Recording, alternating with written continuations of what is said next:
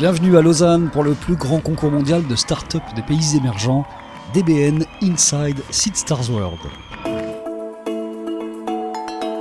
On a commencé en 2013 dans 20 pays, l'année dernière dans 36 et cette année on est dans 54 pays.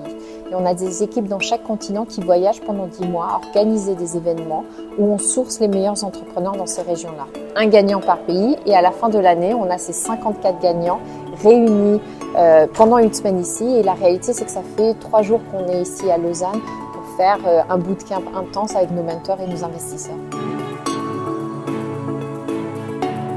On n'a pas des startups très high-tech en nombre de brevets, etc. Mais c'est plus dans une technologie très simple qui peut avoir accès aux millions de consommateurs dans ces régions-là. Critère de base, c'est moins de 2 ans de vie, moins de 500 000 $ d'investissement avec un produit minimum et une capacité de s'internationaliser. Pour nous, si on veut impacter la vie des gens, ça se passe dans les pays émergents. L'entrepreneuriat et la technologie va faire la différence et c'est maintenant qu'il faut qu'on s'y mette.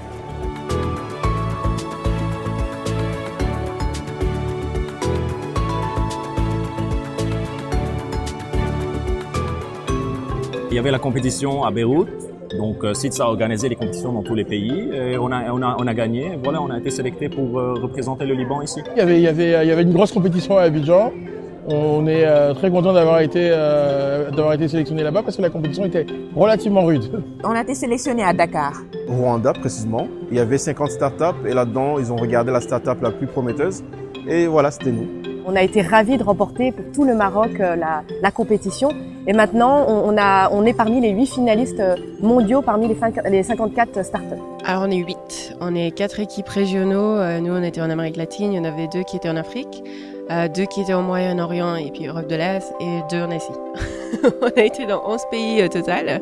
En 8 mois, on a été en Argentine, Chili, Bolivie, Équateur, Uruguay, Pérou, Colombie, Costa Rica, Panama, Mexique, Brésil. Chaque fois, on travaille avec un partenaire local, en fait, qui est quelqu'un très intégré dans l'écosystème. On est tous entre 9 à 12 mois en train de voyager sans vraiment point fixe, on va dire. Mais c'est pour ça, c'est un peu le boulot du siècle et puis le travail du siècle qui va avec.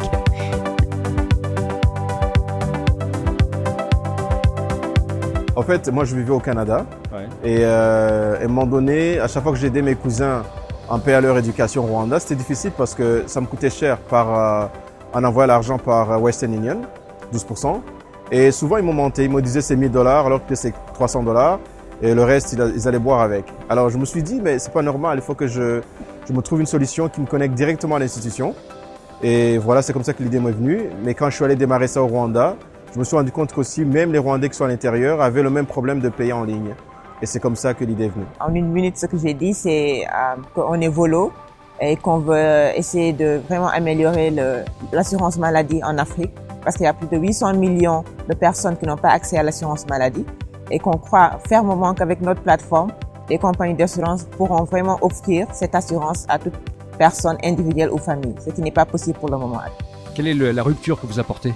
La rupture qu'on apporte, c'est que actuellement, ceux qui proposent de la couverture médicale ne le font qu'aux compagnies. Ils ne proposent pas ça aux familles ou bien à un individu. Vous voulez créer la sécurité sociale privée en fait. Voilà, exactement, privée.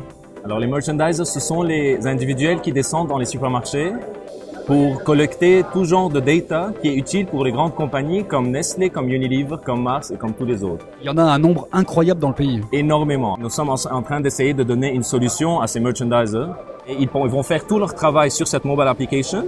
Et quand ils finissent la journée avec les visites, ils vont sync la data sur une web application pour que les clients puissent voir ce qui se passe exactement dans les supermarchés. Donc vous êtes en train de connecter un monde de papier en fait. Tout à fait. On travaille sur une plateforme qui permet aux passagers de l'aviation commerciale de découvrir à l'avance le catalogue des boutiques duty free et du duty free à bord, de passer une commande et de récupérer le produit le jour du voyage dans l'aéroport ou directement dans l'avion, en personne ou via un ami. Nous, on arrive avec un nouveau business model, avec une technologie. Nous offrons le Wi-Fi gratuit au plus grand nombre dans les lieux publics. Et pour cela, vous devez juste regarder une vidéo de 10 secondes de publicité. La possibilité de diffuser de la vidéo avant toute connexion sans en fait avoir un problème de connexion pour tous les utilisateurs simultanément. Le challenge en fait, c'était de construire un réseau là où il n'existait même pas de Wi-Fi avec ce business model. Mais c'est l'avantage d'avoir vraiment un vrai réseau qui existe avec du hardware. The winner is Only Up.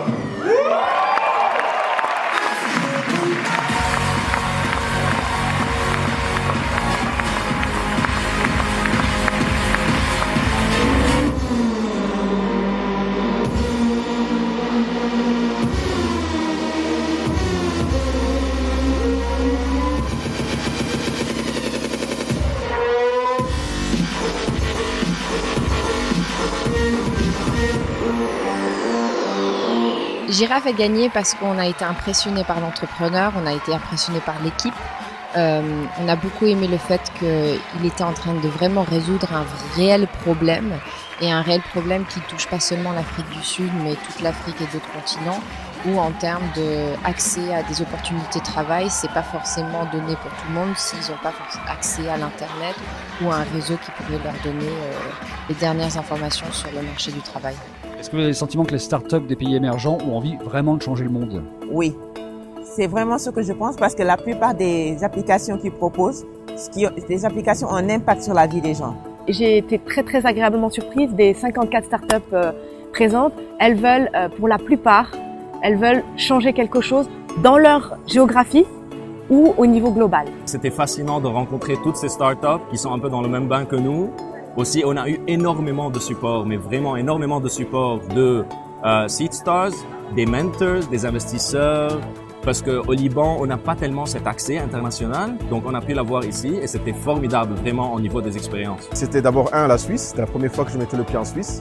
C'est notre réalité. Et puis deuxièmement, on a eu du mentorship et aussi on a eu l'occasion d'avoir des partenariats potentiels, même s'il n'y a rien de signé, mais quand même des gens qui ont dit, ben voilà, je pense qu'on va travailler ensemble. Ça m'a vraiment permis d'ouvrir mon esprit à d'autres idées, à d'autres façons de faire. L'image que je vais garder de cette édition, c'est la fin quand on annonce le gagnant et que toute l'équipe Seedstars monte sur scène, donc on est 25 maintenant, avec tous nos entrepreneurs. Qu'il annonce que Seedstars, c'est pas juste un réseau, mais c'est une famille.